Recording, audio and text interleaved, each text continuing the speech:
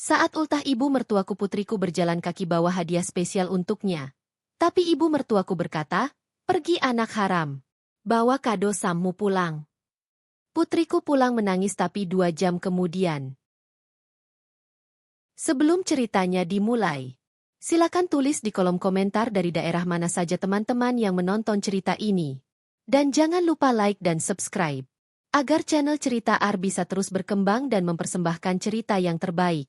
Pagi itu matahari belum sepenuhnya naik, tetapi cahaya kuning hangatnya sudah menyelinap lembut melalui celah tirai tipis di ruang tamu. Rumah sederhana itu terlihat tenang, bersih, dan tertata rapi, meski tidak mewah dan jauh dari kata megah. Bau masakan tumis sayur dan sup hangat tercium dari dapur, menambah rasa hangat dan damai pada suasana pagi itu. Di dapur itulah seorang perempuan paruh baya berdiri, tubuhnya ramping namun terlihat kuat. Ia adalah Tika. Rambutnya yang panjang diikat sederhana ke belakang. Wajahnya polos tanpa makeup, namun ada ketulusan yang terpancar dari mata lembutnya. Tangannya cekatan mengaduk panci sambil sesekali menahan kantuk yang tersisa.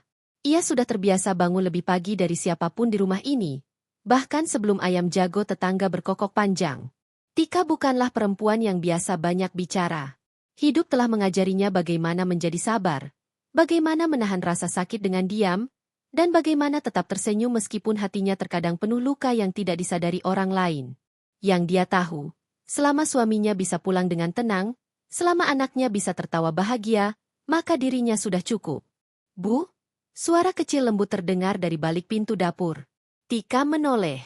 Seorang anak perempuan sekitar 8 tahun berdiri di ambang pintu dengan rambut sedikit berantakan dan mata yang masih setengah terpejam. Anak itu manis, polos, dan memiliki cahaya ceria yang selalu membuat hati Tika menjadi hangat. Dialah putri Tika, harta paling berharga dalam hidupnya. Kamu belum mandi, sayang? Ujar Tika lembut sambil tersenyum. Anak itu mengangguk kecil sambil mengusap matanya. Tadi mimpi enak, Bu. Mimpi kita jalan-jalan bertiga. Ayah juga ikut. Kita ketawa bareng, katanya polos. Tika terdiam sebentar, lalu tersenyum hangat. Ada sesuatu yang menyesak di dadanya setiap kali anaknya menyebut soal kebahagiaan bersama. Sesuatu yang tidak bisa ia jelaskan, tapi ia simpan dalam diam. Semoga suatu hari nanti mimpi itu jadi kenyataan. Ya, jawabnya pelan. Sekarang mandi dulu. Sarapan sudah siap. Anak itu mengangguk riang lalu berlari kecil ke kamar mandi sambil menyenandungkan lagu anak-anak dengan riang. Tika mematung sebentar, menatap punggung kecil itu menghilang di balik pintu. Ia menarik napas panjang, lalu kembali fokus pada masakannya. Tidak lama kemudian, suara pintu kamar utama terdengar dibuka. Seorang pria keluar dengan langkah tergesa, masih mengenakan kemeja yang belum sepenuhnya dirapikan. Dialah suami Tika. Wajahnya tampak lelah, mungkin terlalu banyak bekerja, mungkin terlalu sering memikirkan sesuatu, atau mungkin terlalu sibuk dengan dunia yang tidak sepenuhnya dipahami Tika. Kamu sudah bangun? Tika bertanya pelan tanpa menoleh. Jawab suaminya singkat sambil duduk di meja makan dan membuka ponsel. Matanya fokus pada layar, jarinya sibuk mengetik sesuatu. Tidak ada senyum. Tidak ada sapaan hangat. Tidak ada pertanyaan tentang kabar Tika atau anaknya. Seolah-olah rutinitas ini sudah menjadi kebiasaan, dan Tika sudah terlalu terbiasa menerimanya. Sarapan disajikan. Nasi hangat, sup ayam sederhana, dan telur dadar yang harum. Tika menghidangkan semuanya dengan hati-hati, tapi suaminya hanya mengambil piring tanpa banyak bicara. Terima kasih, katanya singkat. Itu pun sambil tetap menatap ponselnya. Tika tersenyum samar. Sama-sama. Tak lama kemudian, putrinya keluar dengan rambut yang kini diikat rapi 2 kuncir. Ia duduk di kursi meja makan, matanya berbinar ketika melihat makanan yang disiapkan ibunya. Wah, enak sekali. Ibu memang paling pintar masak, katanya ceria. Tika tertawa kecil. Makan yang banyak ya, supaya kuat dan sehat. Anak itu mengangguk, lalu melirik ayahnya. Ayah, hari ini pulang cepat tidak? Aku ingin cerita tentang tugas sekolahku. Suaminya menoleh sebentar, tersenyum tipis, lalu kembali fokus ke ponsel. Ayah usahakan.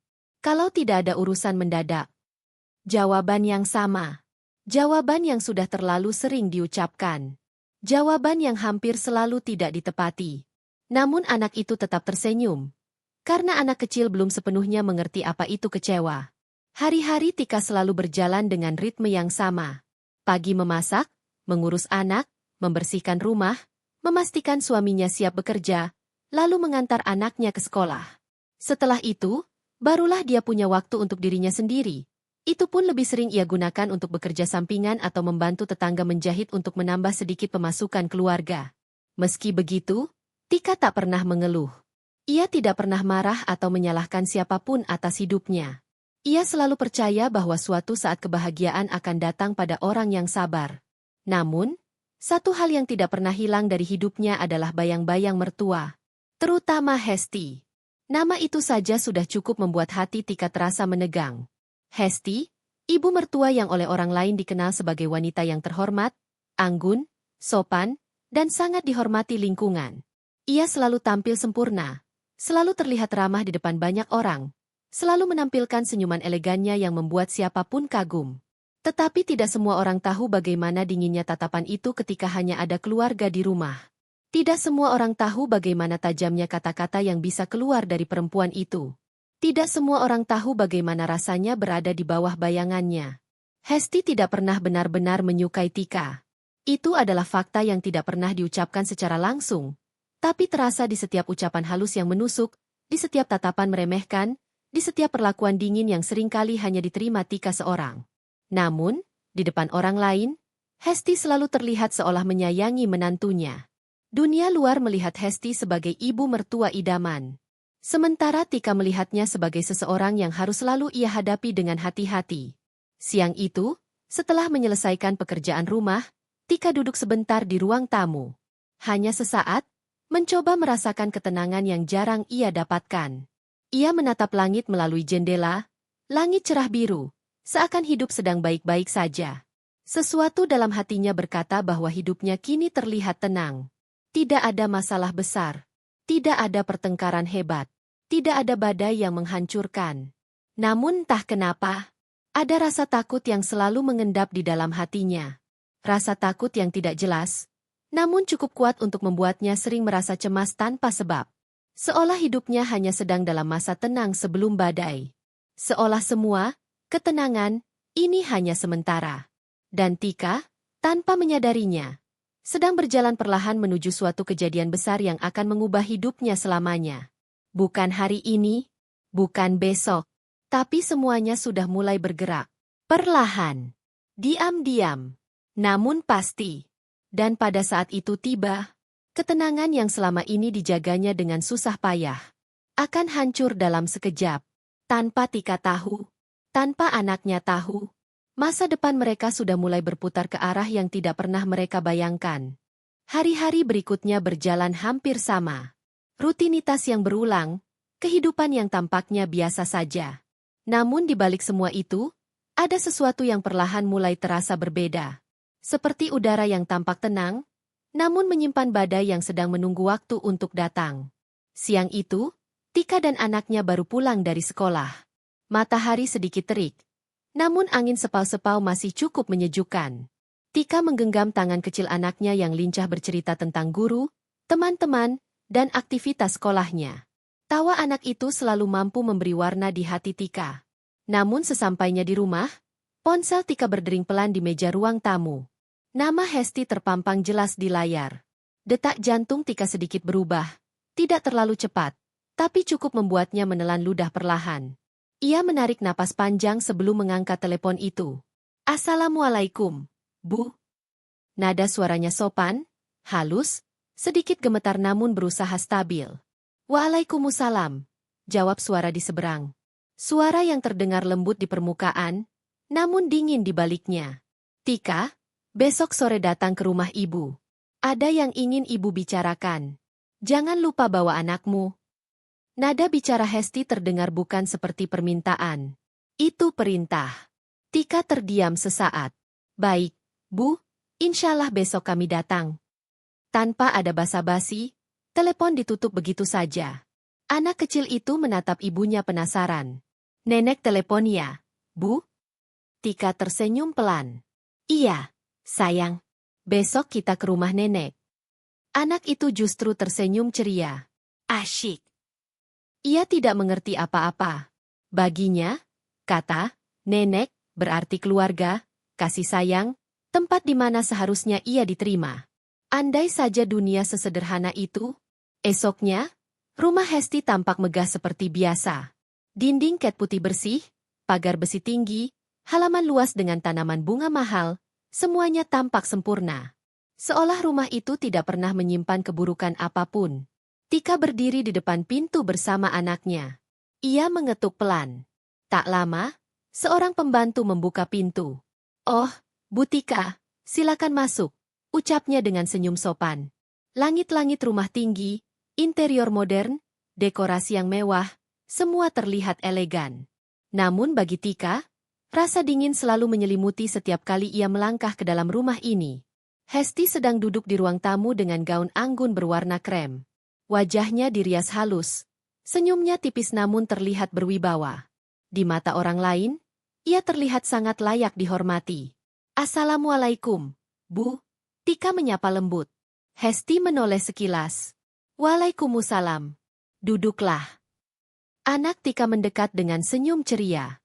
Nenek. Tangannya terangkat, berharap mendapat pelukan seperti nenek-nenek lain yang penuh kasih. Namun Hesti hanya melihatnya sekilas, tanpa menyentuh, tanpa senyum hangat. Pergi main ke halaman. Jangan ribut, ucapnya datar. Anak itu terdiam sesaat. Senyumnya memudar. Namun ia tetap menuruti. Baik, Nek. Ia berjalan pelan, berusaha tetap ceria, meski ada rasa aneh yang tidak bisa ia jelaskan. Tika menunduk sedikit, mencoba tetap tenang meski hatinya terasa perih melihat itu. Hesti menatap Tika lebih lama. Senyumnya sedikit melengkung, namun bukan senyum yang menghangatkan. Sebenarnya, ibu ingin membicarakan soal anakmu itu. Tika menegang. Ada apa ya, Bu? Ibu harap kamu bisa menjaga jarak antara anakmu dengan keluarga besar kami. Ibu tidak ingin terlalu sering melihat dia datang ke rumah ini, ucap Hesti pelan namun tajam. Seolah pisau masuk perlahan ke dada Tika. Ma, maksud ibu. Suaranya bergetar. Hesti menyandarkan tubuhnya dengan elegan. Bukan apa-apa. Hanya saja, anakmu itu bukan cucu yang ibu banggakan. Ibu tidak nyaman melihatnya berkeliaran di sekitar keluarga besar kami. Kamu mengerti, kan? Tika menunduk. Tangannya mengepal di pangkuannya. Anaknya tidak salah. Tidak bersalah sedikit pun. Namun Hesti memperlakukannya seperti beban.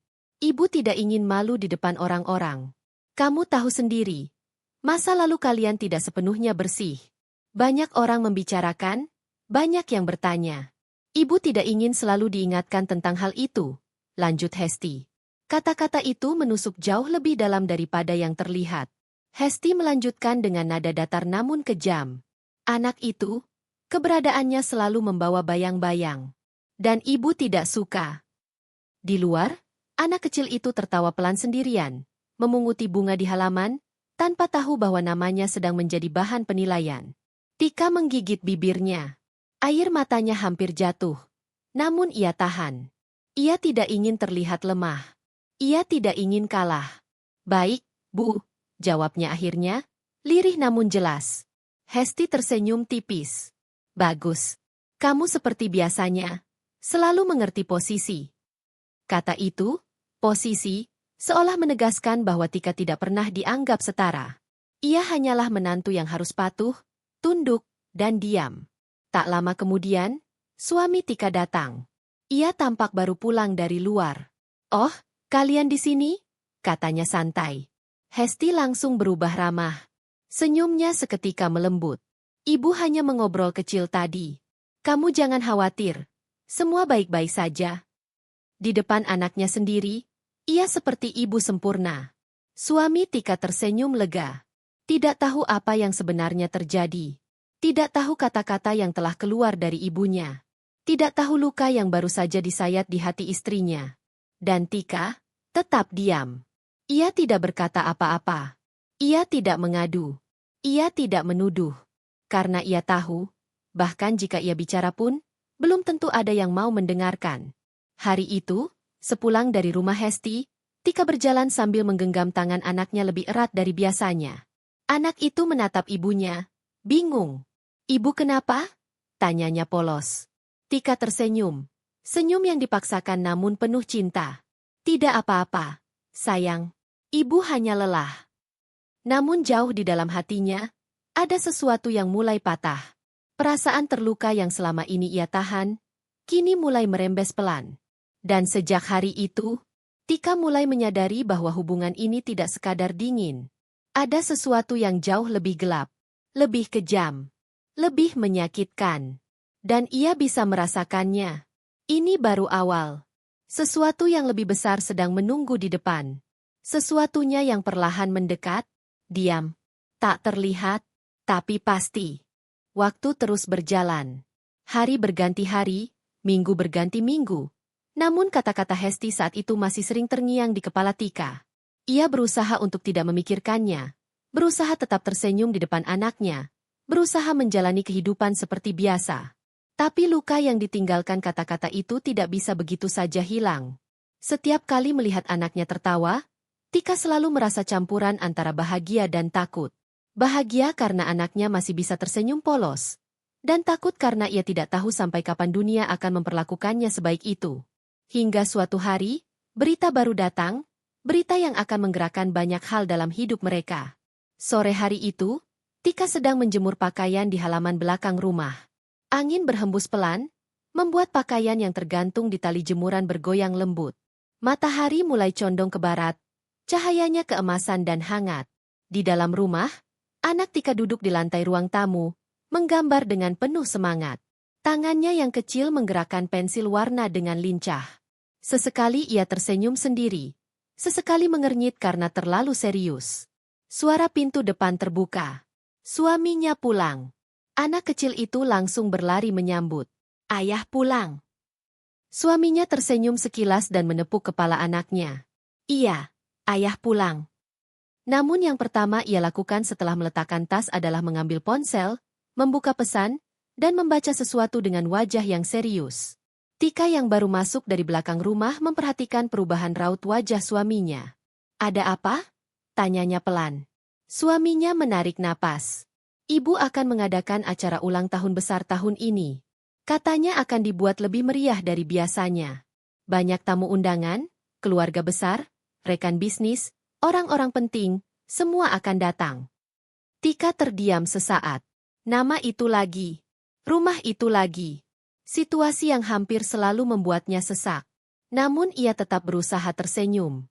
"Syukurlah kalau begitu. Semoga acaranya lancar." Suaminya menatap istrinya sekilas. "Dan, katanya kita wajib datang. Kamu dan anak." Kalimat itu membuat jantung Tika sedikit bergetar. Wajib datang. Ia, dan anaknya.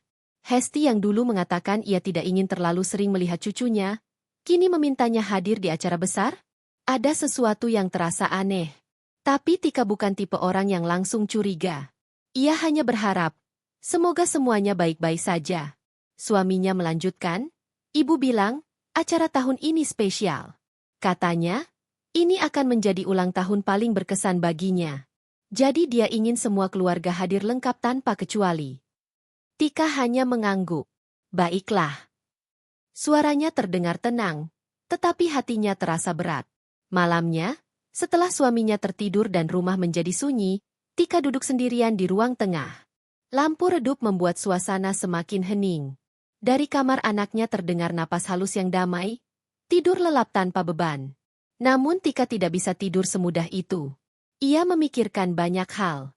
Sikap Hesti selama ini, dinginnya perlakuan terhadap anaknya, ucapan kejam yang masih membekas, dan kini acara ulang tahun yang katanya besar, mewah, dan penuh orang penting.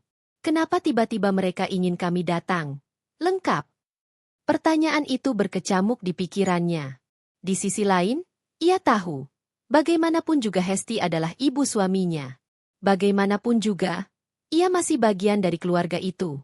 Bagaimanapun juga, ia tidak ingin membuat suaminya berada di posisi sulit.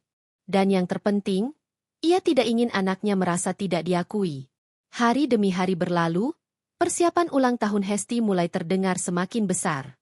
Kabar itu tersebar ke keluarga, tetangga, bahkan sampai lingkungan sosialnya. Rumah Hesti mulai ramai orang keluar masuk.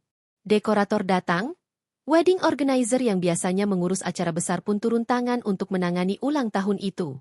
Pekerja membawa peralatan, membongkar, memasang, menghias. Tenda mewah dipersiapkan di halaman belakang. Lampu-lampu gantung kristal disiapkan. Meja jamuan dengan taplak elegan, standing flower mahal, semuanya perlahan mulai terpasang. Semua orang membicarakan betapa megahnya acara itu nantinya. Bu Hesti memang selalu luar biasa. Ulang tahunnya saja seperti pesta pernikahan. Banyak pejabat dan orang penting yang diundang katanya. Semua terdengar kagum. Hanya Tika yang menatap dalam diam. Ada rasa kagum, tapi ada juga rasa yang tak bisa ia jelaskan. Suatu sore, telepon kembali berdering. Nama yang sama muncul di layar. Hesti. Tika menarik napas sebelum mengangkatnya.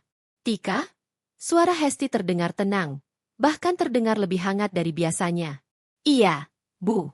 Ada apa ya? Ibu hanya ingin memastikan kalian akan datang ke acara ulang tahun Ibu. Pastikan anakmu berpakaian rapi. Ibu ingin pesta ini terlihat sempurna. Jangan bikin malu. Kalimat terakhir itu menusuk. Diselipkan begitu halus, namun penuh tekanan. Insya Allah kami datang, Bu, jawab Tika pelan. Bagus. Telepon ditutup. Tika menunduk lama. Telapak tangannya dingin. Namun ketika ia melihat anaknya yang sedang duduk di lantai ruang tengah sambil menggambar sesuatu, hatinya melunak. Anak itu sedang menggambar wajah seorang wanita yang tersenyum, mengenakan gaun cantik. Di atasnya, anak itu menulis dengan huruf agak miring. Selamat ulang tahun, Nenek. Tika mendekat. Kamu menggambar apa itu, sayang? Anak itu menoleh dengan mata berbinar. Aku ingin kasih hadiah spesial buat Nenek. Aku gak punya uang buat beli barang mahal, jadi aku pikir, mungkin Nenek akan senang kalau aku kasih sesuatu yang kubuat sendiri. Aku ingin Nenek tahu, aku sayang Nenek. Kalimat polos itu membuat dada Tika terasa sesak hangat. Matanya memerah. Air matanya hampir jatuh. Ia mengusap kepala anaknya lembut. Nenek pasti senang, sayang. Ia berkata begitu, walau hatinya sendiri tidak yakin. Namun anak kecil itu tersenyum sangat bahagia. Seolah dunia ini penuh cinta dan penerimaan. Seolah tidak ada kebencian. Seolah semua orang akan menghargai ketulusan. Dan saat melihat senyuman itu, Tika hanya bisa berdoa dalam diam. Semoga kamu tidak pernah terluka. Walau entah, doa itu akan terkabul atau tidak. Hari pesta semakin dekat. Keluarga besar mulai sibuk membicarakan baju apa yang akan dipakai, hadiah apa yang akan dibawa, seperti apa acara nanti. Suaminya terlihat semakin sering berhubungan dengan keluarganya. Ia tampak bersemangat.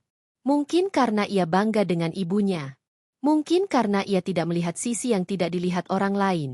Di dalam rumah kecil mereka, Tika mulai mempersiapkan yang bisa ia persiapkan. Bukan baju mahal. Bukan perhiasan mewah. Ia hanya memastikan pakaian anaknya rapi, bersih, dan pantas. Ia ingin anaknya terlihat baik. Ia ingin anaknya diterima. Ia ingin anaknya tidak dipermalukan. Namun entah kenapa, semakin dekat hari itu, hatinya semakin gelisah. Ada sesuatu yang terasa tidak benar. Ada sesuatu yang seperti menunggu. Sesuatu yang dia tidak tahu bentuknya. Namun bisa ia rasakan jelas. Dan ia tidak tahu bahwa acara ulang tahun itu bukan sekadar pesta besar. Pesta itu akan menjadi titik balik. Bukan hanya bagi dirinya, tapi terutama bagi anaknya. Dan ketika hari itu tiba, tidak ada yang siap menghadapi apa yang akan terjadi. Termasuk Tika. Hari yang ditunggu banyak orang akhirnya datang. Pagi itu, udara terasa berbeda. Langit cerah, sinar matahari jatuh lembut ke jendela rumah Tika. Namun entah kenapa, ada rasa berat yang menyelimuti suasana. Bukan karena cuaca, tapi karena sesuatu yang tidak terlihat. Di ruang tengah, anak Tika duduk dengan serius. Di hadapannya, ada sebuah kotak kecil yang dibungkus dengan kertas sederhana berwarna pastel. Tidak mahal. Namun di balik kesederhanaannya, Ada sesuatu yang jauh lebih berharga. Hadiah itu dibuat dengan tangannya sendiri.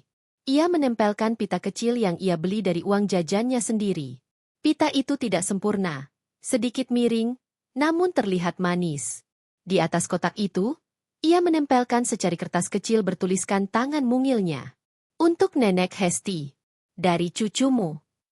Tulisannya sedikit bengkok, namun penuh ketulusan. Tika berdiri tidak jauh darinya, memperhatikan anaknya dengan pandangan sendu. Ada rasa bangga, namun juga ada rasa takut yang sulit dijelaskan. Ia tahu anaknya sedang menaruh banyak harapan pada hari ini. Harapan untuk diterima. Harapan untuk dicintai. Harapan untuk dianggap bagian dari keluarga. Sudah siap, sayang? Tanya Tika lembut. Anak itu mengangguk ceria. Siap. Ibu lihat ini kan? Aku buat sendiri. Aku yakin nenek pasti suka. Tika memaksakan senyum. Iya, sayang. Nenek pasti suka. Namun saat mengucapkan kalimat itu, hatinya bergetar. Menjelang siang, suami Tika datang tergesa-gesa. Hari itu ia diminta datang lebih dulu, karena harus membantu persiapan keluarga. Rumah Hesti sudah seperti istana pesta. Ia ingin memastikan semuanya berjalan sempurna. Kamu dan anak nanti menyusul saja, katanya sambil merapikan kemejanya. Aku berangkat duluan. Jangan telat ya. Ibu sudah wanti-wanti. Tika hanya mengangguk tenang, padahal hatinya tetap terasa sesak. Setelah suaminya pergi, rumah kembali sunyi. Hanya ada Tika dan anaknya. Anak itu masih sesekali memegang kotak hadiah itu, menatapnya lama seolah membayangkan wajah neneknya akan tersenyum menerima. Ayah sudah duluan ya, Bu? Iya.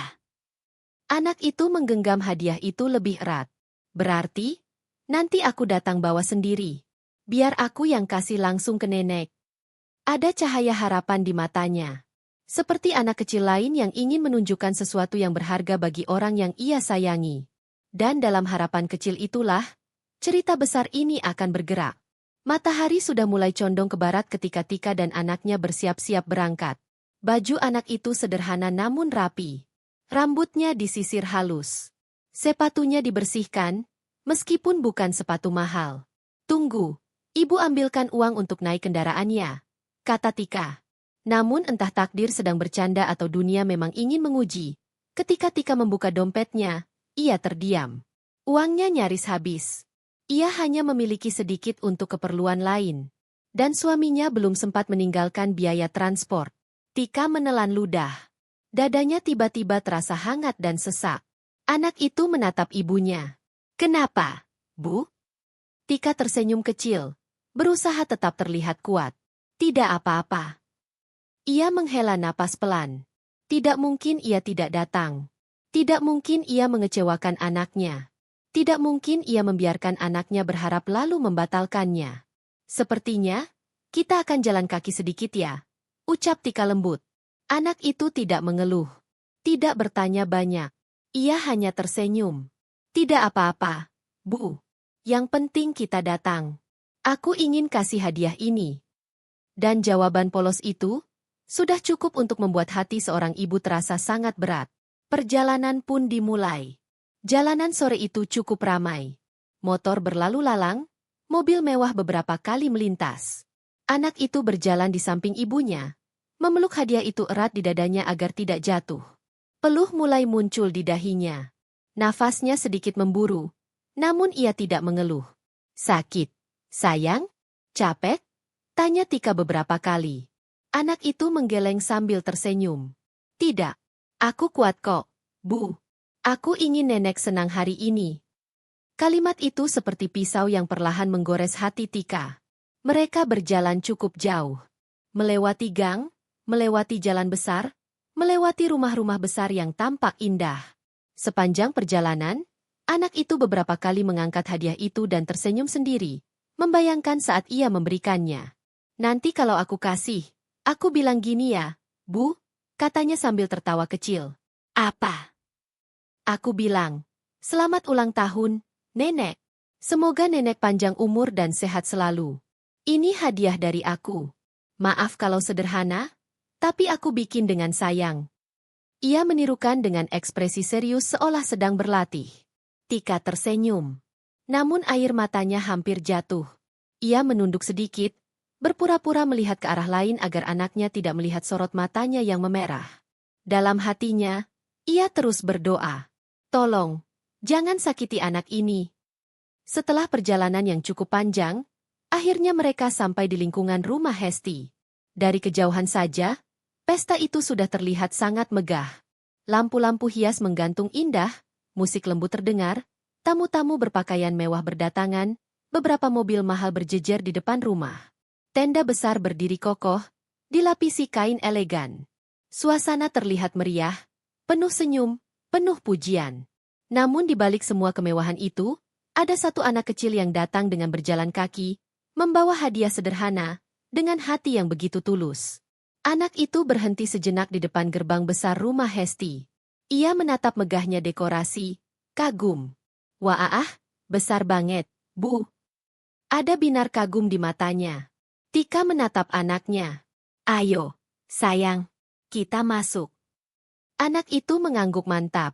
Ia menggenggam hadiah itu makin erat, menata napasnya, menyiapkan keberanian kecilnya untuk masuk ke dunia yang terasa begitu besar dibanding dirinya. Di dalam pikirannya, ia hanya membawa satu hal, harapan sederhana. Bahwa hari ini, ia bisa membuat seseorang yang ia panggil nenek, tersenyum bahagia.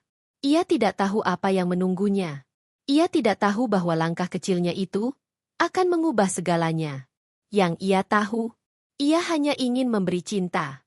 Dan dengan langkah kecil tapi penuh keberanian itu, ia melangkah masuk. Menuju pesta, menuju takdir, menuju luka besar yang belum ia tahu. Belum. Langit sore tampak mendung ketika putri kecil Tika, Naila, tiba di depan rumah mewah keluarga mertua. Rumah besar dengan pagar tinggi itu berdiri megah, seolah memamerkan status dan kekuasaan penghuninya. Namun bagi Naila, rumah itu bukan tempat penuh kehangatan. Di sana, ia selalu merasa asing. Tapi kali ini, ia datang dengan hati yang sangat tulus, membawa hadiah yang ia siapkan dengan penuh cinta untuk neneknya, Hesti. Naila berdiri tepat di depan pintu besar yang dicat coklat tua. Nafasnya terengah sedikit karena ia menempuh perjalanan jauh dengan berjalan kaki. Kakinya terasa pegal, peluh menetes di kening, namun matanya tetap berbinar penuh harapan.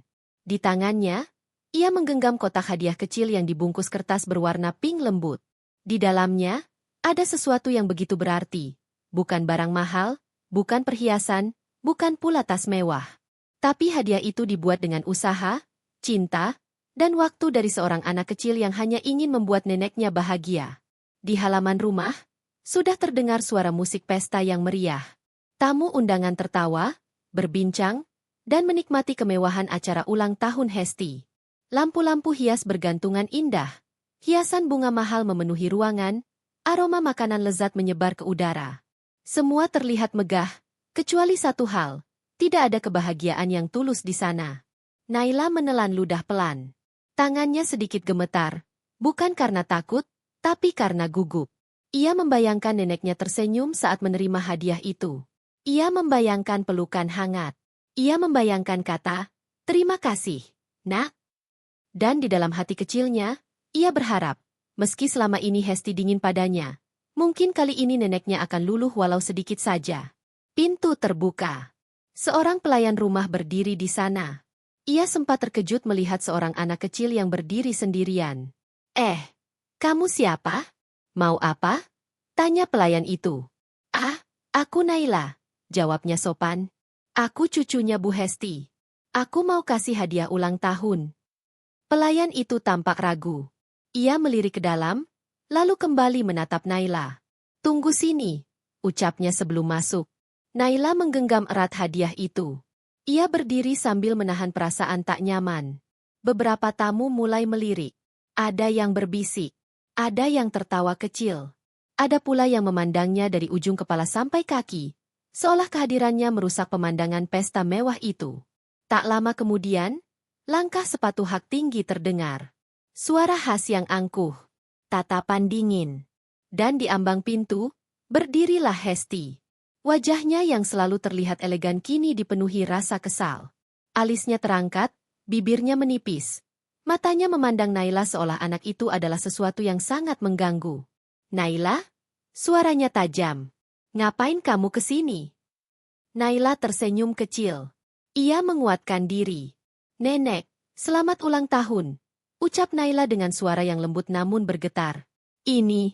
Naila bawa hadiah untuk nenek. Naila bikin sendiri. Naila harap nenek suka. Ia mengulurkan hadiah itu dengan kedua tangan. Penuh harap. Penuh ketulusan. Namun yang ia dapatkan bukanlah senyum. Bukan pelukan. Bukan rasa terima kasih. Yang datang justru penghinaan paling menyakitkan dalam hidupnya. Hesti menatap kotak hadiah itu sekilas, kemudian matanya kembali menatap Naila dengan tatapan yang penuh kebencian. Kamu pikir aku butuh sampah seperti itu? Suaranya meninggi, tajam seperti pisau yang menusuk hati. Beberapa tamu mulai mendekat. Mereka memperhatikan. Ada yang terkejut. Ada yang justru tampak menikmati drama itu. Tapi tak ada satupun yang berusaha menghentikan. Nenek, ini bukan sampah. Ini. Naila mencoba menjelaskan, suaranya bergetar. Namun sebelum sempat menyelesaikan kalimatnya, tangan Hesti menepis hadiah itu. Kotak hadiah jatuh ke tanah. Bungkusnya robek. Isi hadiah. Sebuah scrapbook kecil berisi foto-foto kenangan sederhana antara Naila dan keluarganya. Termasuk foto Hesti saat dulu masih tersenyum kepada Tika, terlempar keluar. Hiasan kecil dari pita dan kertas warna-warni berserakan di lantai. Hanya itu yang Naila mampu berikan. Bukan barang mahal. Tapi itu adalah seluruh hatinya. Kamu anak haram. Suara Hesti menggema keras di hadapan para tamu. Kamu dan ibumu itu pembawa sial. Pergi. Jangan bawa-bawa kado murahanmu ke acara mewahku. Kata-kata itu seperti petir yang menyambar tepat ke dada Naila. Dunia Naila seakan berhenti sejenak. Anak sekecil itu harus mendengar kata-kata setega itu. Matanya membesar. Bibirnya bergetar. Nafasnya tercekat. Air matanya akhirnya jatuh. Nenek. Naila berusaha menahan tangis. Aku cuma mau bikin nenek senang. Namun Hesti tidak peduli. Dengan penuh amarah dan penghinaan, ia mendorong bahu kecil Naila. Aku bilang pergi. Kamu tidak pantas ada di sini. Bawa sampah MU itu pulang. Sorak diam para tamu terdengar jelas. Ada yang menutup mulut. Ada yang menggeleng pelan. Ada yang justru tersenyum tipis karena merasa drama itu menghibur. Dunia dewasa yang kejam benar-benar mempermalukan seorang anak yang bahkan belum mengerti apa salahnya. Naila menunduk. Air matanya jatuh semakin deras. Hatinya hancur berkeping-keping. Dunia kecil yang selama ini ia coba pahami kini terasa begitu menakutkan. Ia perlahan mengambil kembali scrapbook itu, yang kini sudah robek dan kotor, lalu memeluknya erat-erat. Nenek maaf. Naila pulang, ucapnya lirih sebelum berlari. Ia berlari keluar rumah dengan langkah kecilnya yang gemetar. Tangisnya pecah. Napasnya tercekat. Ia berlari tanpa melihat jalan, hanya mengikuti naluri untuk menjauh dari tempat yang baru saja menghancurkan hatinya. Dan di belakangnya, Hesti masih berdiri dengan dada tegak, seolah bangga telah membersihkan pestanya dari sesuatu yang dianggapnya memalukan. Namun satu hal yang tidak ia ketahui, Tuhan tidak tidur. Dan air mata anak kecil tidak pernah jatuh sia-sia. Sementara pesta kembali berjalan seolah tidak terjadi apa-apa, badai besar sebenarnya sudah mulai bergerak. Badai yang dalam waktu singkat akan menghancurkan seluruh kebanggaan Hesti. Badai yang akan mengubah segalanya. Dan seseorang sedang dalam perjalanan menuju pesta itu. Seseorang yang tidak akan diam. Seseorang bernama Tika. Langit mulai gelap ketika langkah kecil itu kembali menyusuri jalan pulang. Jalan yang tadi terasa panjang kini terasa jauh lebih berat. Sepatu Naila yang sederhana itu sudah kotor oleh tanah. Nafasnya terengah. Bahunya naik turun menahan tangis yang tak berhenti. Tangan kecilnya masih memeluk erat scrapbook yang sudah robek. Hadiah yang seharusnya membawa kebahagiaan, tetapi justru menjadi saksi penghinaan paling menyakitkan dalam hidupnya. Air mata Naila mengalir deras tanpa bisa ia bendung. Setiap langkah terasa seperti mengingat kembali suara yang berulang-ulang memekik di kepalanya. Pergi anak haram. Bawa sampahmu pulang. Kamu dan ibumu pembawa sial. Kata-kata itu seperti duri yang menusuk ke dalam hati paling dalam. Naila terlalu kecil untuk memahami kebencian orang dewasa, tetapi ia cukup besar untuk merasakan sakitnya. Tak ada tangan yang menuntunnya pulang. Tak ada bahu untuk bersandar. Tak ada pelukan yang menenangkan di saat itu. Hanya rasa sakit, ketakutan, dan rasa rendah diri yang tiba-tiba tumbuh begitu dalam-dalam hati kecilnya. Di rumah sederhana, suasana sore itu sebenarnya tenang. Tika sedang duduk di ruang keluarga sambil melipat baju. Sesekali melirik jam di dinding. Wajahnya memancarkan campuran bangga dan harap. Ia tahu putrinya pergi dengan hati tulus. Ia tahu Naila begitu bersemangat ingin membahagiakan neneknya. Dan di dalam hatinya, Tika juga berharap, walau hanya sedikit, bahwa mungkin hari ini hati Hesti akan melembut. Namun semakin waktu berjalan, kegelisahan mulai tumbuh. Harusnya Naila sudah pulang, gumamnya pelan. Ia berdiri, menatap pintu. Dadanya mulai terasa tak tenang. Ada firasat buruk yang tiba-tiba menghampiri. Namun ia mencoba mengusirnya. Tidak apa-apa. Ia menenangkan diri sendiri. Mungkin acara belum selesai. Mungkin Naila ikut makan sebentar. Tapi Tuhan seperti ingin memberi jawabannya lebih cepat. Tiba-tiba terdengar suara langkah tergesa dari luar. Bukan langkah normal. Langkah berat dan terguncang. Disertai isak kecil yang terdengar semakin jelas. Tika langsung tersentak. Naila? Suaranya bergetar.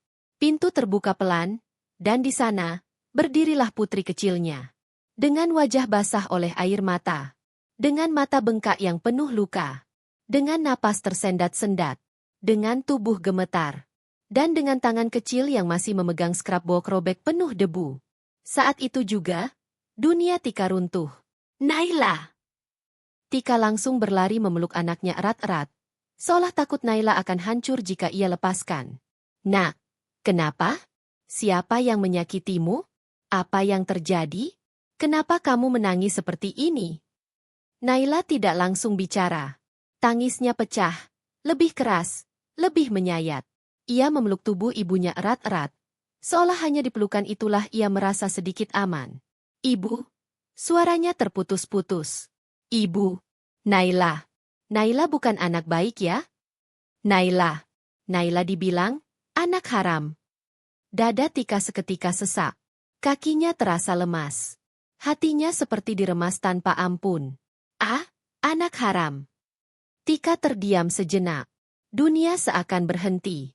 Dadanya bergetar hebat menahan amarah dan sakit yang tiba-tiba menyatu. Naila mengangguk sambil terisak keras. Nenek, bilang Naila kotor. Bilang Naila bawa sampah. Nenek teriak di depan semua orang. Nenek buang hadiah Naila. Dan semua orang liatin Naila. Bu, mereka ketawa, mereka bisik-bisik. Suara anak sekecil itu terdengar seperti jeritan yang sangat sunyi namun begitu menghancurkan. Ia menangis hingga bahunya terguncang.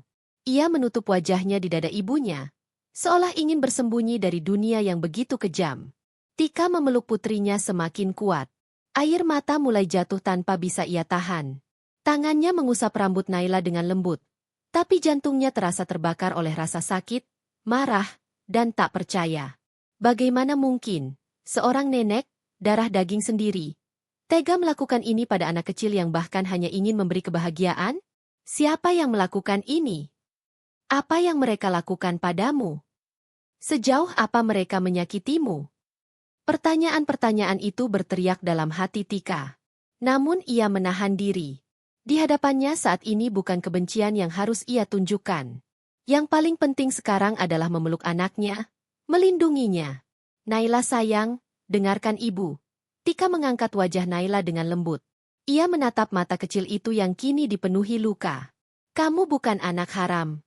Kamu bukan sampah. Kamu bukan pembawa sial. Kamu adalah anugerah terindah yang Tuhan kasih untuk ibu. Naila menggeleng sambil menangis. Tapi mereka bilang Naila memalukan.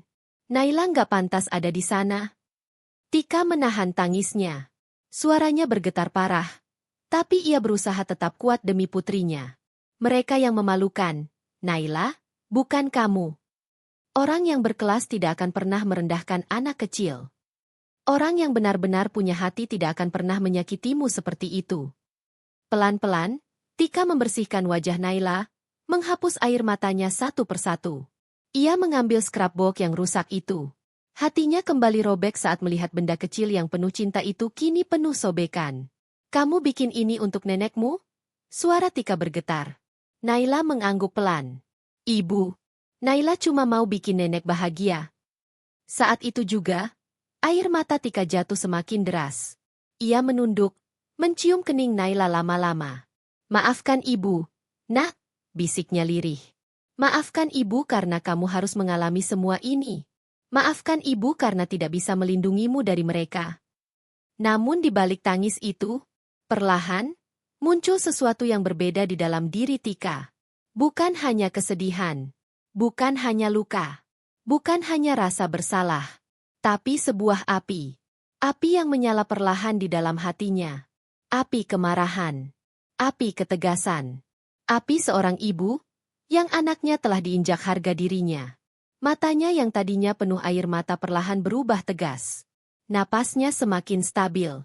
Ia mengusap punggung Naila sambil menenangkan. Namun pikirannya kini tak lagi diam. Ia melihat jam.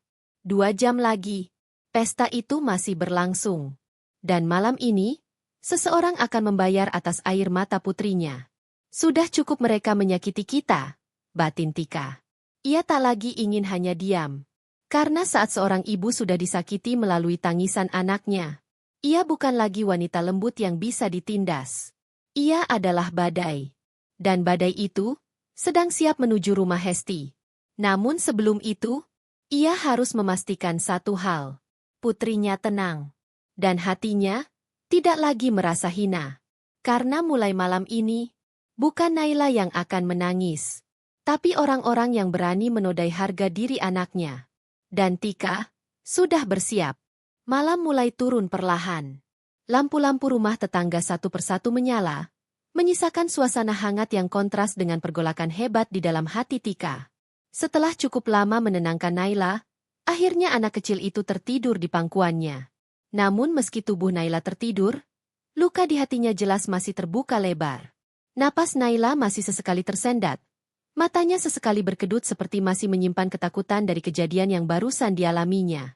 Sesekali ia mengerang kecil, seolah mimpi buruknya belum selesai. Melihat itu, dada Tika kembali sesak. Ia mengusap lembut kepala anaknya, membenarkan posisi selimutnya, lalu menatap wajah kecil yang kini tertidur dengan sisa air mata yang belum sempat kering. Wajah yang biasanya ceria kini tampak begitu rapuh. Tika menunduk. Kedua tangannya mengepal pelan. Saat itu, kesadaran besar menghantam dirinya. Selama ini ia bersabar. Selama ini ia memilih diam. Selama ini ia menahan diri demi menghormati suami, demi menjaga keluarga besar, demi tidak memperkeruh keadaan. Ia menahan hinaan. Ia menahan cibiran. Ia menahan sikap dingin dari Hesti selama bertahun-tahun. Namun hari ini, bukan lagi dirinya yang disakiti.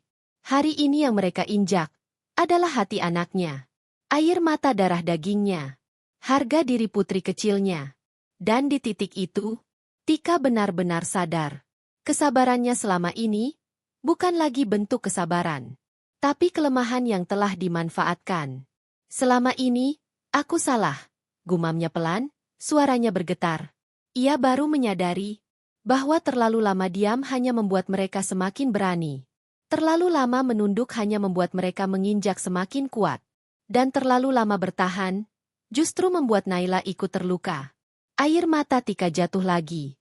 Tapi kali ini bukan semata air mata kesedihan. Ada api menyala di baliknya. Ia menunduk, mencium kening Naila pelan dan lama. Ibu janji, mulai hari ini, ibu tidak akan membiarkan siapapun menyakitimu lagi. Ibu tidak akan diam. Ibu tidak akan takut. Tika perlahan bangkit, menata tubuhnya yang sempat gemetar.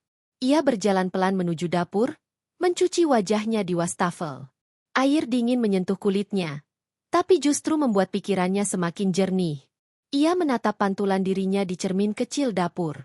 Wajah lelah, mata sembab. Namun sorot matanya berbeda. Itu bukan tatapan wanita yang kalah. Itu tatapan seorang ibu yang siap melawan. Aku sudah terlalu lama mencoba menjadi menantu baik, katanya lirih pada bayangannya sendiri.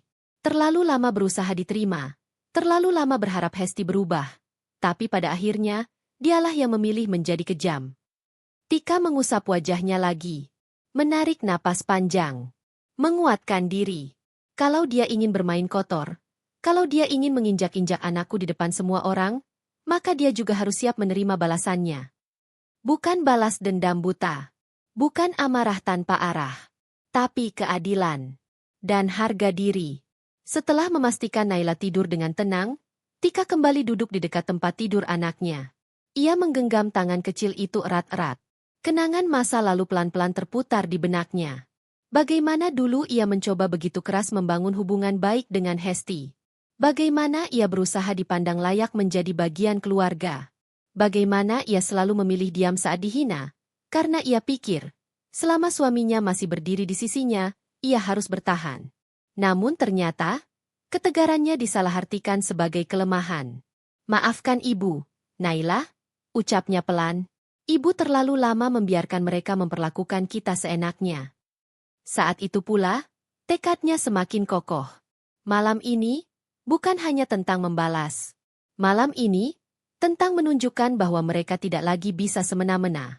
Malam ini, tentang mengembalikan harga diri Naila. Tentang membuat Hesti, dan semua orang yang menyaksikan, sadar bahwa mereka telah melampaui batas. Tika berdiri. Ia berjalan ke lemari pakaian. Membuka satu persatu laci. Mengambil beberapa berkas, foto, dan sesuatu yang selama ini ia simpan rapat-rapat. Sesaat, tangannya berhenti. Di antara tumpukan barang yang ia keluarkan, ada satu benda yang membuatnya terdiam. Sebuah kotak kecil, yang menyimpan sesuatu yang sangat berarti. Benda itu bukan sekadar barang. Benda itu menyimpan kebenaran. Menyimpan sesuatu, yang selama ini Hesti tidak pernah ingin akui. Sesuatu, yang jika dibeberkan di depan semua orang, akan menghancurkan kebanggaan yang selama ini Hesti banggakan. Mulut Tika perlahan tersenyum tipis. Tapi bukan senyum bahagia. Itu senyum dingin. Senyum seorang wanita yang sudah terluka terlalu lama, dan akhirnya memilih berdiri. Selama ini kau pikir aku lemah, Bu Hesti? Selama ini kau pikir aku hanya akan diam dan menangis. Tapi malam ini, kau akan melihat siapa yang sebenarnya pantas dipermalukan. Sambil merapikan barang-barang itu, Tika melirik jam dinding. Waktu masih berjalan. Pesta itu pasti masih berlangsung. Hesti pasti masih tertawa sombong. Tamu undangan pasti masih menikmati kemewahan acara.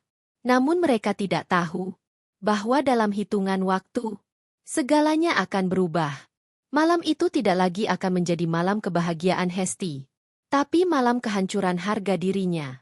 Sebelum berangkat, Tika kembali ke kamar Naila. Ia berdiri di ambang pintu, memandang sosok kecil itu dengan penuh kasih. Naila, tidur yang nyenyak ya, nak? Kalau kamu bangun nanti, ibu ingin kamu tahu. Kamu tidak sendiri. Ia mendekat, mencium kening Naila sekali lagi. Dan mulai malam ini, bisiknya pelan namun penuh tekad. Tidak ada lagi yang akan berani memanggilmu anak haram. Karena ia akan memastikan, setiap orang yang hadir di pesta itu akan tahu kebenaran. Dan setiap orang yang pernah merendahkan anaknya, akan menundukkan kepala. Bukan karena Tika sombong, tapi karena malam ini, seorang ibu telah menemukan keberanian terbesarnya. Dan ketika seorang ibu sudah memutuskan untuk melawan demi anaknya, tidak ada siapapun yang bisa menghentikannya. Langkah Tika pun dimulai. Bukan lagi langkah wanita yang ragu, tapi langkah seorang ibu, yang hatinya telah menyatu dengan tekad. Dan badai yang selama ini hanya diam, kini mulai bergerak menuju rumah Hesti. Malam semakin larut, tetapi justru di saat itulah semangat Tika mulai menyala. Hatinya yang sebelumnya dipenuhi kesedihan kini berubah menjadi sumber keberanian yang tak pernah ia rasakan sebelumnya. Ia sudah tidak lagi berdiri sebagai menantu yang harus tunduk, bukan lagi perempuan yang harus selalu sabar dan diam. Malam ini ia berdiri sebagai seorang ibu yang disakiti, dan itu jauh lebih kuat dari apapun. Tika berjalan pelan menuju ruang tengah, membawa sebuah tas kecil yang kini menjadi kunci dari langkahnya. Di dalamnya terdapat beberapa dokumen, bukti, dan kebenaran yang selama ini ia simpan.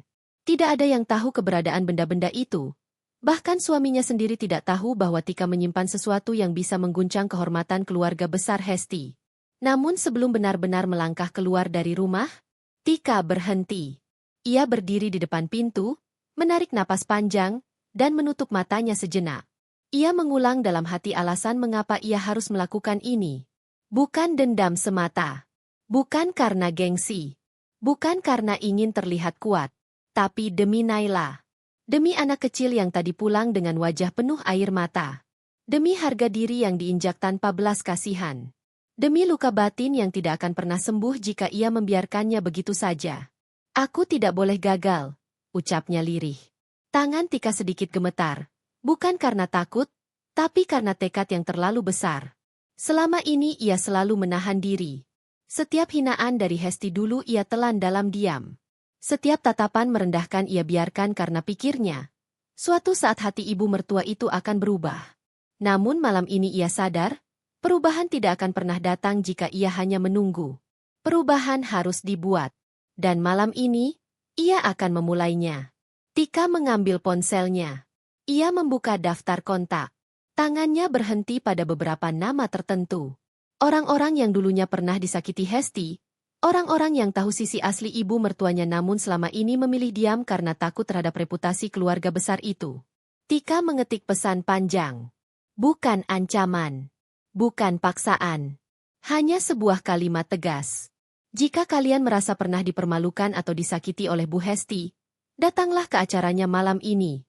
Malam ini bukan tentang balas dendam, tapi tentang keadilan. Beberapa menit kemudian, balasan mulai berdatangan. Sebagian ragu. Sebagian tidak percaya. Namun ada juga yang menulis, "Aku akan datang." Sudah lama aku ingin melihat dia mendapat balasannya. Aku ikut. Tika tersenyum tipis. Ia tidak sendiri. Untuk pertama kalinya setelah sekian lama, ia merasa dirinya benar-benar berdiri tegak. Di sisi lain, pikirannya masih memikirkan Naila. Ia sempat kembali ke kamar, menatap anaknya yang masih tidur dengan wajah yang terasa hangat namun menyimpan luka yang dalam. Tika mendekat, membenarkan selimutnya, dan kembali membisikkan janji dalam hati. Tunggu ibu, nak, sebentar lagi dunia tidak akan berani meremehkanmu. Setelah itu, Tika mengganti pakaian. Ia tidak memilih gaun mewah. Tidak memilih pakaian glamor seperti tamu undangan pesta ulang tahun Hesti. Ia hanya memilih pakaian rapi, sederhana, namun bersih dan terhormat, sesuai siapa dirinya sebenarnya. Karena malam ini ia tidak datang untuk pamer kemewahan. Ia datang membawa martabat. Dan martabat, jauh lebih tinggi dari perhiasan manapun. Langkahnya akhirnya keluar dari rumah. Udara malam terasa dingin. Namun bukan dingin yang membuat takut. Justru dingin itu terasa seperti menyadarkannya bahwa ia benar-benar hidup, benar-benar berdiri, dan benar-benar siap. Setiap langkah menuju kendaraan terasa mantap. Tidak ada ragu. Tidak ada lagi perasaan kecil. Bahkan setiap suara detak jantungnya terasa selaras dengan tekad di kepalanya. Ia tahu, setelah ini hidup mungkin tidak akan lagi sama. Hubungan keluarga bisa semakin retak. Nama baik Hesti akan jatuh. Akan ada banyak orang yang kaget. Banyak yang tidak percaya, bahkan mungkin menyalahkannya. Namun ia juga tahu, jika ia tetap diam, Naila akan tumbuh dengan luka. Jika ia mundur, anaknya akan belajar bahwa dunia boleh semena-mena terhadapnya. Jika ia menyerah, maka air mata Naila malam ini akan terulang lagi di masa depan. Dan itu tidak akan pernah ia biarkan terjadi. Tidak selama ia masih bernapas sebagai seorang ibu. Sebelum menyalakan kendaraan, Tika kembali membuka tasnya untuk memastikan semuanya siap. Dokumen-dokumen ada. Foto ada. Barang bukti lain ada. Dan yang paling penting, keberaniannya juga ada. Ia kembali menarik napas. Malam ini, semua akan selesai, gumamnya pelan. Namun bukan selesai untuk cerita hidupnya. Melainkan awal dari babak baru. Babak di mana ia tidak lagi hidup dalam bayang-bayang mertua. Tidak lagi berjalan sambil menunduk. Tidak lagi memohon diterima. Malam ini, Tika akan menunjukkan siapa dirinya sebenarnya. Bukan perempuan lemah. Bukan menantu yang bisa diinjak. Melainkan seorang ibu yang siap melindungi anaknya, sekalipun harus menghadapi badai terbesar dalam hidupnya. Dan ketika mesin kendaraan mulai menyala, itulah tanda bahwa langkah Tika benar-benar telah dimulai. Menuju pesta ulang tahun, menuju tempat di mana Naila dipermalukan, dan menuju titik di mana malam bahagia Hesti, secara perlahan, akan berubah menjadi malam yang tidak akan pernah ia lupakan seumur hidupnya. 2 jam telah berlalu sejak momen paling menyakitkan itu. 2 jam sejak Putri Tika dipermalukan di depan semua orang. 2 jam sejak Hesti dan ibunya dengan angkuh menertawakan harga diri seorang anak kecil yang hanya ingin membawa kebahagiaan. 2 jam yang terasa seperti neraka bagi Rini dan putrinya. Namun di 2 jam yang sama, semesta diam-diam mulai berputar, menuju balasan yang tak pernah mereka duga. Acara ulang tahun Hesti tetap berjalan. Namun suasananya tak lagi sehangat sebelumnya. Musik tetap diputar, lampu tetap menyala, dan tawa masih terdengar, tapi ada rasa canggung yang menggantung di udara. Beberapa anak masih bermain, namun sebagian mulai berbisik-bisik. Kasihan ya tadi. Parah banget, masa hadiah orang dihina gitu? Aku jadi nggak nyaman. Desas-desus itu beredar cepat. Mata para tamu kadang melirik ke arah Hesti dan ibunya. Mereka masih tertawa, masih bersikap seolah semuanya baik-baik saja. Padahal tanpa mereka sadari, perlahan-lahan image keluarga sempurna itu mulai retak. Ibunya Hesti masih banyak gaya, mondar-mandir sambil memamerkan makanan mahal, dekorasi mewah, dan souvenir yang katanya limited edition. Sementara Hesti masih sibuk dengan teman-temannya, tetapi sesekali wajahnya terlihat kesal. Entah karena bosan, atau karena hatinya sebenarnya tidak tenang setelah kejadian tadi. Namun di sisi lain, ada sesuatu yang lebih besar sedang terjadi. Salah satu tamu, ibu dari teman sekolah Hesti, tidak bisa melupakan ekspresi Putri Tika tadi. Senyum kuat yang dipaksakan, mata yang berusaha menahan tangis, dan cara dia tetap membungkuk sopan meski dipermalukan. Anak itu terlalu baik untuk diperlakukan seperti itu, gumamnya. Tanpa sepengetahuan siapapun, ibu tersebut merekam kejadian tadi. Ya, saat ibu Hesti menghina hadiah sederhana itu, saat Putri Tika berdiri dengan hati remuk namun tetap sopan. Video itu sudah ia unggah ke media sosial. Dalam hitungan menit, komentar mulai masuk. Dalam 1 jam, video itu mulai viral di grup-grup ibu wali murid. Dan kini, beberapa orang tua yang hadir di pesta sudah melihatnya. Mereka mulai merasakan sesuatu, malu. Bukan malu pada Tika, tapi malu pada tuan rumah pesta. Sementara itu, di rumah kecil mereka, Putri Tika sudah tertidur di pangkuan Rini. Sisa tangis masih membekas di pipinya. Rini membelai rambut putrinya dengan tangan yang gemetar. Hatinya campur aduk antara marah, sedih, dan hancur. Tapi di balik itu semua, ada bara kecil yang mulai menyala. Aku tidak akan diam lagi. Rini berbisik pada dirinya sendiri. Dia menatap wajah anaknya erat-erat, seolah ingin mengukir janji di dalam dadanya. Kesedihan ini tak akan berhenti begitu saja.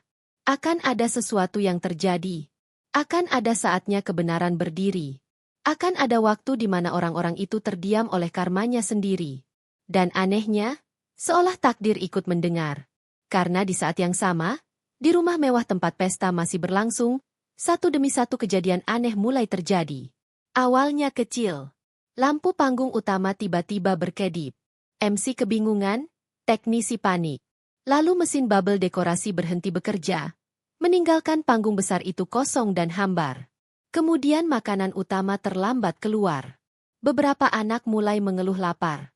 Beberapa orang tua mulai menunjukkan wajah tak nyaman. Ini kok kacau banget sih acaranya. Katanya pesta paling mewah, kok begini? Ucapan-ucapan sinis mulai terdengar. Di saat itu, ponsel ibunya Hesti bergetar tanpa henti. Notifikasi masuk bertubi-tubi. Grup wali murid sekolah, grup komplek, bahkan grup keluarga besar. Semua membicarakan satu hal. Video. Video yang menampilkan dirinya sedang menghina anak kecil. Wajahnya tiba-tiba pucat.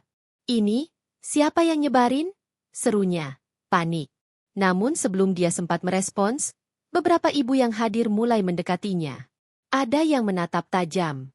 Ada yang menggeleng kecewa. Ada yang bahkan langsung menarik anaknya pulang. Maaf ya, Bu, saya harus pulang dulu. Kayaknya saya juga pamit. 1, 2, 3 keluarga pergi. Diikuti yang lain. Meja tamu mulai kosong. Kursi kosong makin banyak. Acara yang tadinya megah, perlahan berubah menjadi sepi. Hesti menatap sekeliling, wajahnya mulai ketakutan. "Mah, kok mereka pada pulang?" Ibunya panik. Reputasinya sebagai ibu kaya yang suka pamer, hancur hanya dalam hitungan jam. Wajahnya kemerahan campur malu dan marah. Namun belum selesai sampai di situ. Ayah Hesti datang dengan wajah murka. Tangannya menggenggam ponsel, menatap istrinya tajam. "Kamu sadar nggak apa yang sudah kamu lakukan? Ini semua sudah viral. Nama kantor kita ikut tercoreng. Semua orang membicarakan kita." Untuk pertama kalinya, suara keras itu terdengar di depan banyak orang. Hesti membeku. Ibunya membeku. Dan pesta ulang tahun yang tadinya megah, resmi berubah menjadi bencana. Sementara di rumah kecil itu, Putri Tika masih terlelap, tidak tahu apapun yang sedang terjadi. Tidak tahu bahwa dunia sedang membelanya. Tidak tahu bahwa air matanya belum lama jatuh. Kini mulai membawa perubahan besar. Dan Rini, untuk pertama kalinya sejak tadi, tersenyum kecil. Bukan senyum bahagia, tapi senyum seorang ibu yang tahu bahwa roda kehidupan mulai berputar. Dan acara yang dengan sombongnya merendahkan seorang anak kecil tadi, sebentar lagi, hancur sepenuhnya. Detik-detik menjelang kehancuran itu terasa seperti waktu berjalan lambat. Setiap suara, setiap tatapan, setiap bisikan, semuanya terasa jelas, menyayat, dan menekan. Pesta ulang tahun yang awalnya dirancang untuk menjadi pamer kebanggaan, berubah menjadi panggung karma yang menunggu saat jatuhnya tirai. Lampu pesta yang masih menyala terasa semakin menyilaukan, bukan lagi sebagai tanda kemeriahan, tapi seperti sorotan yang mempermalukan. Lagu ulang tahun yang diputar untuk menghidupkan suasana kini hanya terdengar seperti irama sumbang yang memaksa orang bertahan. Di barisan kursi tamu, beberapa anak kini duduk kaku. Mereka tidak lagi tertawa. Sebagian dari mereka hanya menggenggam goodie bag yang tadi dibanggakan Ibu Hesti. Namun sikap mereka berubah kaku, seolah tak betah berada di tempat itu. "Bu, aku mau pulang," bisik seorang anak kecil pada ibunya. Ibunya menarik napas panjang. Tatapannya menuju tuan rumah pesta yang kini sibuk menahan kepanikan. "Iya, nak, kita pulang saja." Dan anak itu bukan satu-satunya. Satu persatu anak merengek. Satu persatu ibu menghela napas penuh kecewa. Satu persatu kaki mulai melangkah meninggalkan aula megah yang kini terasa dingin. Hesti berdiri di tengah ruangan, memegang boneka barunya, tapi wajahnya bukan bahagia, melainkan kebingungan dan takut. "Mah, kenapa mereka pergi satu-satu?" Suaranya gemetar. Ibunya menelan ludah. Tangannya bergetar memegang ponsel yang masih memunculkan ratusan notifikasi. Nama mereka sedang dibicarakan. Bukan karena kemewahan pesta, tapi karena kekejaman hati. "Apa yang sudah kamu lakukan?" Suara ayah Hesti tiba-tiba terdengar berat, penuh amarah yang tertahan. Pria itu berdiri tegap, namun rahangnya mengeras. Ia baru saja membaca komentar-komentar tajam yang menyebut istrinya sombong, tidak punya hati, mempermalukan anak kecil miskin, dan menertawakan hadiah tulus. Ini bukan sekadar gosip. Ini aib. Dan aib itu kini terpampang di hadapan banyak orang. Di sudut ruangan, beberapa ibu wali murid sengaja berdiri bersama. Mereka tidak bersuara keras, tapi tatapan mereka jelas, kecewa. "Kalau mau kaya ya silakan, tapi jangan sampai merendahkan orang." Kasihan anak kecil itu. Sopan banget padahal. "Aku jadi ilfeel." Kalimat-kalimat itu masuk ke telinga keluarga Hesti. Ajib. Mengiris. Ibunya Hesti mencoba tersenyum. Namun senyum itu goyah. Itu cuma bercanda, salah paham saja," katanya gugup. Tapi tak ada yang benar-benar percaya. Karena kebenaran tidak butuh pembelaan panjang. Kebenaran sudah dilihat sendiri. Dan kini, bukti rekamannya tersebar kemana-mana. Di tengah kekacauan itu, MC mencoba menghidupkan suasana. "Baik, sebelum acara penutup, mari kita." Namun suaranya terdengar sia-sia. Tidak ada lagi sorak. Tidak ada lagi tepuk tangan. Tidak ada lagi semangat. Hanya tatapan dingin. Dan kursi kosong yang semakin banyak. Perlahan, suara musik dihentikan.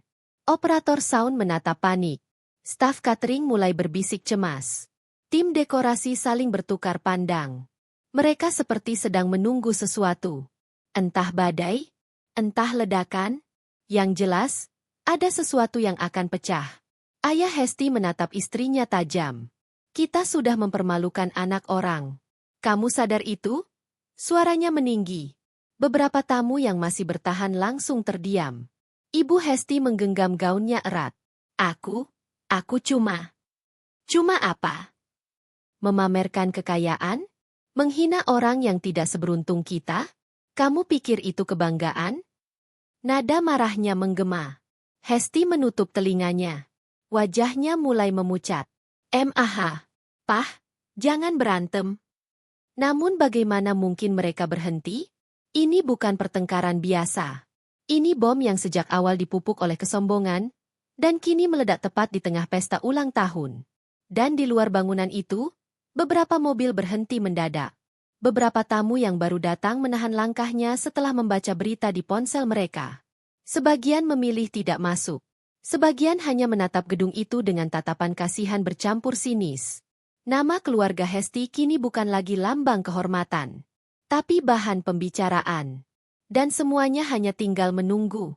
Beberapa menit lagi, beberapa detik lagi, saat reputasi, harga diri, dan kemewahan yang mereka banggakan benar-benar runtuh. Sementara itu, jauh dari hiruk-pikuk pesta, di rumah kecilnya, Putri Tika masih tidur lelap. Nafasnya teratur. Wajahnya tenang. Seolah dunia memberi waktu padanya untuk beristirahat dari luka. Rini duduk di sampingnya, memandangi anaknya lama-lama. Tiba-tiba ponselnya bergetar.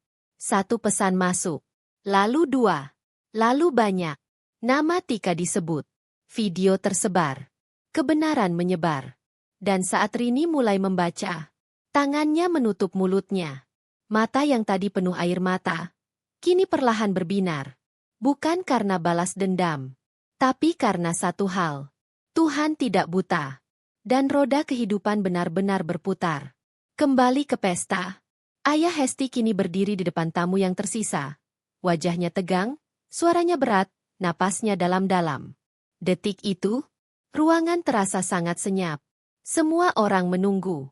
Dan di sanalah, di tengah sunyi yang mencekam itu, di antara pandangan yang menilai, segalanya bersiap untuk hancur.